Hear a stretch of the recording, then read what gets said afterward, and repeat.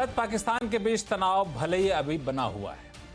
Trump tariff का खतरा भी अभी तक पूरी तरह से टला नहीं है, लेकिन बाजार की नजरों में अब ये सब बीते दिनों की बात हो गई। शायद तभी तो लगातार 3 हफ्ते से बाजार में शानदार तेजी देखने को मिल रही है। लगातार 11 ट्रेडिंग सेशन से एफआई खरीदारी ही कर रहे हैं, और तो और डीआई भी पीछे नहीं है। शायद ऐसा पहली बार हुआ है कि भारतीय बाजार में कुल इक्विटी हिस्सेदारी या फिर कहें कि होल्डिंग एफआई के मुकाबले डीआई की ज़्यादा हो गई है। तो क्या बाजार खुद के दम पर चलने को तैयार हो गया है? क्या बाजार अब पीछे मुड़कर देखने की जरूरत नहीं महसूस कर रहा है? ऐसे में आपको शेयर बाजार के एक निवेशक होने के नाते क्या करना चाहिए? कई लोग ये भी पूछ रहे हैं कि आज के माहौल में किसी इंडेक्स म्यूचुअल फंड के जरिए पैसा लगाएं या फिर सीधे शेयर में लगा दें। तो आज इस शो में आपके पास जितने इस तरह के सवाल हैं, इन सारे सवालों का जवाब मिलेगा। नमस्कार, मैं हूं लक्ष्मण रॉय और इस जवाब देने के लिए हमारे साथ हैं खास मेहमान हैं। साइट्रस एडवाइजर्स के फाउंडर संजय सिन्हा साहब हैं, मार्केट एक्सपर्ट सुदीप बंदोपाध्याय जी हैं, रॉकसेट कैपिटल के मैनेजिंग पार्टनर अभिषेक अग्रवाल जी हैं। अब कुछ ही देर में आनंद राठी वेल्थ के लिमिटेड के डिप्टी सीईओ फिरोज अजीज साहब भी जुड़ेंगे। तो सबसे पहले जो मेहमान जुड़ गए उनका बहुत बहुत स्वागत है। आप सभी मेहमानों का मेरी तरफ से नमस्कार भी है। संजय सिन्हा सर, तो बाजार जिस तरीके से लगातार 3 हफ्ते से बढ़ता ही जा रहा है, तो क्या लगता है बाजार अब सारे टेंशन को छोड़ चुका है? देखिए, जो घटनाएं पिछले 2-3 हफ्ते में घटी हैं, उससे मैं समझता हूं कि 3 मुख्य फैक्टर्स हैं जिनको हम श्रेय दे सकते हैं इस बाजार की रैली के लिए।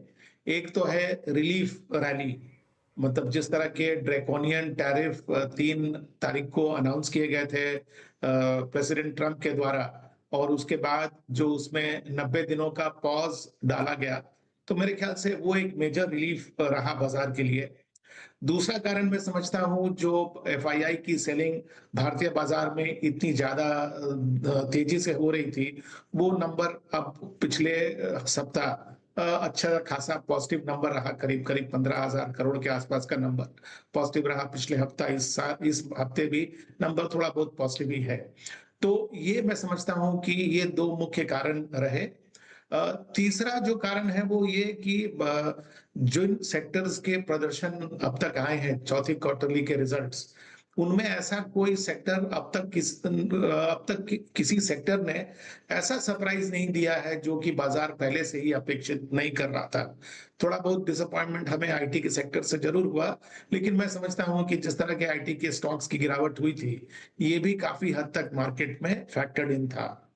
तो ये हुई रियर व्यू मिरर की विश्लेषण कि बाजार अब तक जो तेजी में रहा वो क्यों रहा।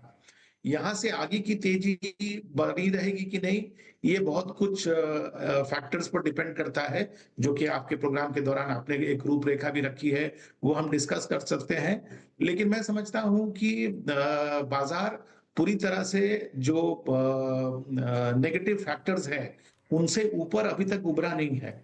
अभी भी कुछ नेगेटिव नेगेटिव फैक्टर्स हैं फैक्टर से जिनकी अभी बाजार तक उभरा नहीं है। तो अभी भी कुछ नेगेटिव फैक्टर है जिससे बाजार को हो सकता है कि आने वाले दिनों में चिंता करने की जरूरत पड़ जाए। सुदीप सर, जैसा कि देखना आपने कि संजय जी कह रहे हैं कि ये रिलीफ रैली भी है, एफआई की सेलिंग जो है तो वापस आ रही है। तो जो अभी भी जो टेंशन वाले फैक्टर हैं, आपको क्या लगता है कौन कौन से फैक्टर हैं जो अभी भी तनाव दे सकते हैं आने वाले दिनों में?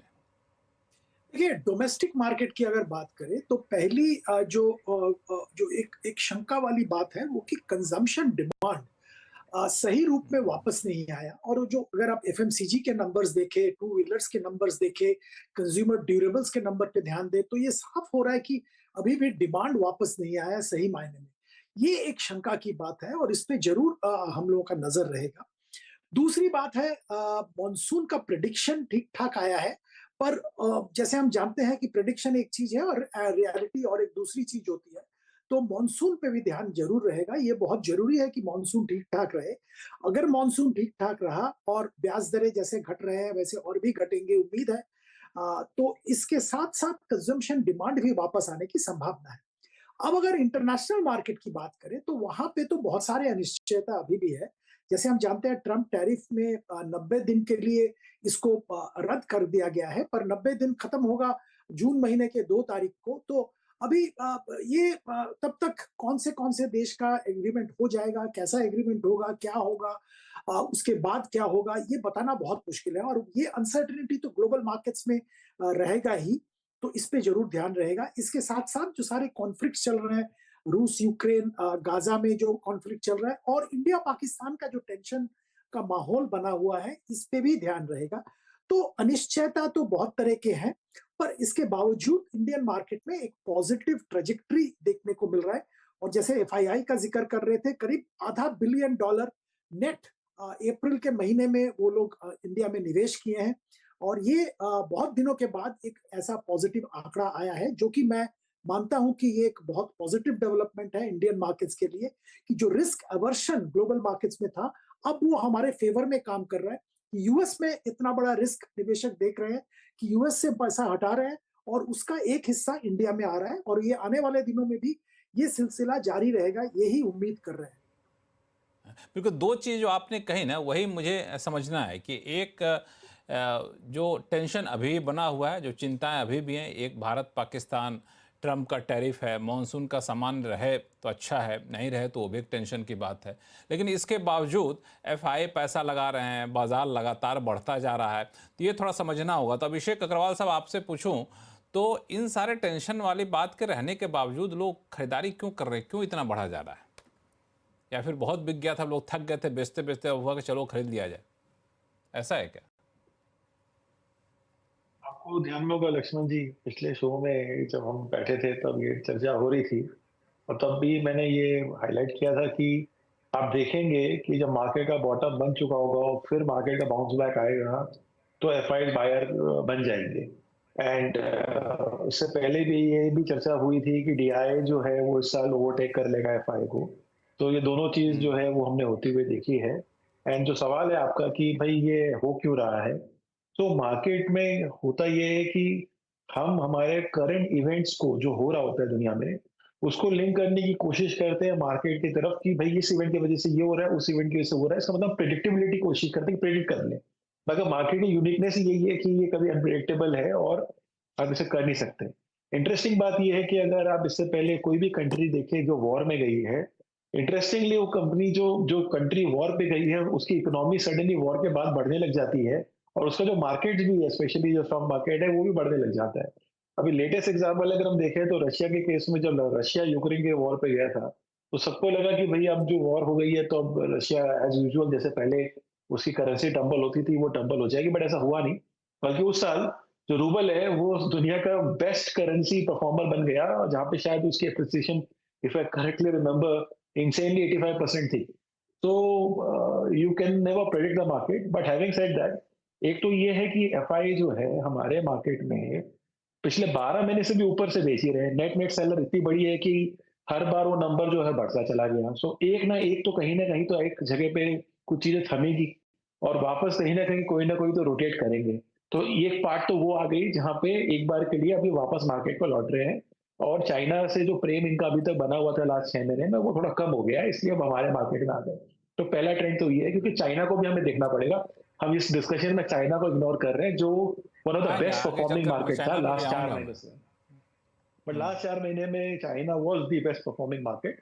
एंड अब उसके सामने अगर आप वहां पे देखेंगे तो वो अब डाउन ट्रेंड में गया और हम पिकअप कर गए। सो एक तरह का कॉन्ट्रा कॉल जैसा कॉल ले सकते हैं, आप समझ सकते हैं कि एफआई तो एटलीस्ट वैसे करें।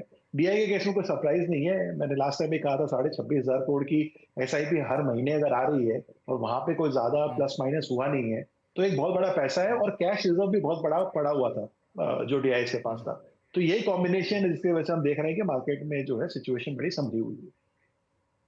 बिल्कुल, हमने शो के शुरुआत में कहा था कि फिरोज़ अजीज़ साहब जुड़ेंगे, जो कि जॉइंट सीईओ हैं आनंद राठी वेल्थ लिमिटेड के, हमारे साथ जुड़ चुके हैं। फिरोज़ साहब नमस्कार, आपका स्वागत है। हम लोग शो में चर्चा कर रहे थे कि ये बाज़ार में तेज़ी जो आ गई है, ये कहाँ से आ रही है, क्या सोच के बाज़ार बढ़ते जा रहा है। कुछ हमारे पैनलिस्ट ने बताया कि टेंशन अभी भी है, लेकिन हो गया, अब कितने लोग बिकवाली करेंगे। तो अभी एफआईडीआई की बात कर रहे थे अभिषेक अग्रवाल साहब, तो मुझे लगता है कि शायद पहली बार ऐसा हुआ है कि डीआई की होल्डिंग जो है एफआई से ज़्यादा हो गई है, भले थोड़ी बहुत ही ज़्यादा हुई है। तो ये क्या संकेत दे रहा है, आप लोग इसको किस तरीके से रीड कर रहे हैं? नमस्कार लक्ष्मण सर। जैसे आपने फरमाया कि मार्केट चढ़ रही है, काफी सारी अनप्रेडिक्टेबल सर्कमस्टांसेस में मार्केट बढ़ क्यों रही है, वो अगर एक प्रश्न हो तो एक ओवरसोल्ड टेरिटरी था। अगर आप डेरिवेटिव भी देखते हैं, डेरिवेटिव में हम जब हम अपनी ट्रेजरी संभालते हैं, one of the largest treasuries, derivative treasuries in the country, तो हम ये देखते हैं कि भाई एफआईआई की इंडेक्स शॉर्ट पोजीशंस जो थी, जब मैं लास्ट टाइम आपके शो में था, जब बोल रहे थे it's an oversold, it's a screaming buy, 22,200 पे 80% शॉर्ट लेवल्स थी। अब कल तक वो 58% की शॉर्ट लेवल्स हैं इंडेक्स फ्यूचर्स में एफआईआई की। इससे क्या मतलब है कि जो रिसेंट रैली आई है उसमें इतनी शॉर्ट कवरिंग नहीं हुई है, मतलब ये कैश मार्केट लेड रैली है, ये कोई डेरिवेटिव शॉर्ट कवरिंग की रैली नहीं है, क्योंकि 10% का उछाल between the last time I spoke to you and today and but FII की जो इंडेक्स फ्यूचर्स है वो इतनी लॉन्ग नहीं हुई है, 20 से 42 पे पहुंची है। That's point one. Point two, अगर 4 लाख करोड़ बेचने के बाद बुरी खबर आती है ना एफआईआई की, तो कुछ इंपैक्ट नहीं पड़ता है। देखिए, अगर खबर जो भी हो, खबर पे इतना निर्भर नहीं करता है, खबर कब आती है उस पर ज्यादा निर्भर करता है। लक्ष्मण सर, एक उदाहरण से मैं आपके दर्शकों को समझाना चाहूंगा। आप देखिए, सत्यम का जब स्कैम ब्रेकआउट हुआ था करीबन 15 साल पहले, 2009 I think January first week में, तो एक निफ्टी की कंपनी, एक सेंसेक्स की कंपनी सत्यम कहती है कि मेरे पास जो एफडी की रिसीट्स थी वो गलत थी, वो फर्जी थी। इतनी बड़ी कॉर्पोरेट गवर्नेंस पे प्रश्न चिन्ह के बाद उस दिन निफ्टी बंद हुई थी 1.5% नीचे, क्योंकि ऑलरेडी ग्लोबल फाइनेंशियल क्राइसिस के चक्कर में ऑलरेडी सेंसेक्स 30% गिर चुका था। अगर यही खबर 6 महीने पहले आती तो इस बहाने से उस दिन मार्केट लोअर सर्किट होती। सो खबर इंपॉर्टेंट नहीं होती, खबर किस कब आती है उस पर निर्भर करता है। ऑलरेडी इंडिया वैल्यूएशन के बहाने एफआईआई के पैसे लौटा चुका है, इसीलिए डीआईआई का आंकड़ा एफआईआई से ज्यादा हो चुका है। That's because we have already returned 4 lakh crore to FIIs on the pretext of valuations. नहीं, मुझे एक सवाल और जवाब दे दीजिए, फिर मैं संजय सर के पास जाऊंगा कि ये जब एफआईआई जा रहे थे तब जो वजह थी, अचानक से वो क्या पलट गई जो एफआईआई वापस आ रहे हैं? ऐसा तो नहीं कि वैल्यूएशन बहुत ज़्यादा नीचे चला गया, अभी भी ठीक ठाक महंगा मार्केट हमारा है। ऐसा नहीं कि कुछ हम लोग बहुत ज़्यादा अच्छा कुछ करने जा रहे हैं, हमारा आउटलुक बहुत अच्छा हो गया है। तो आखिर एफआईआई अब क्या सोच के आ क्या रहे हैं? लक्ष्मण सर, देखिए, हमारे जब फ्लोस को देखते हैं हम, क्वांटम देखते हैं, ना सिर्फ साइन।